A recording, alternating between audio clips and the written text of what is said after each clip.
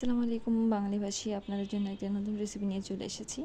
নতুন না, এটা পুরাতন যদিও, তারপর আমি আপনাদের সাথে শেয়ার করছি আমার রান্না। আমি রুই মাছের মাথা দিয়ে মুগ ডাল দিয়ে মুড়ি ঘন্ট করব। তো চলুন শুরু করা যাক। প্রথমে রুই মাছের মাথাগুলো লবণ হলুদ দিয়ে ভালো করে ভেজে নিয়েছি।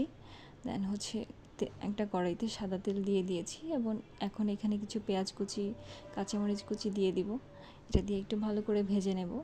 জাস্ট 50% ভাজা হয়ে গেলে এর মধ্যে আমি কিছুটা গরম মশলা অ্যাড করব, যেমন লং, দারচিনি, এলাচ। এখন কিছুটা আদা বাটা, রসুন বাটা দিয়ে আমি এটা ভালো করে ভেজে নেব। এখন কিছুটা লবণ দিয়ে ভালো করে আরেকটু ভেজে নিচ্ছি। এখন কিছুটা পানি অ্যাড করব আমি এর মধ্যে, গরম পানি। আপনারা চাইলে ঠান্ডা পানিও অ্যাড করতে পারেন।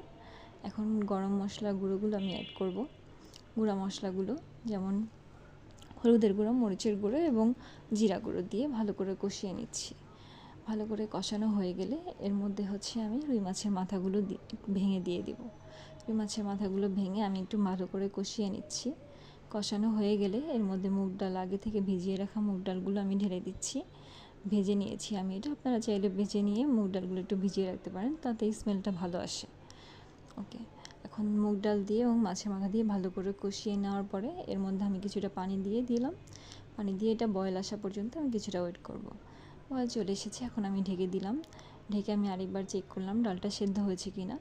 আমার কিছুটা পানি আরও লাগবে, তো আমি কিছুটা পানি দিয়ে আরও একটু সেদ্ধ করতে দিলাম।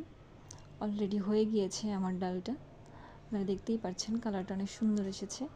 তো সবাই ভালো থাকবেন এবং চাইলে আপনারা বাসায় আবার ট্রাই করতে পারেন এই রেসিপিটা।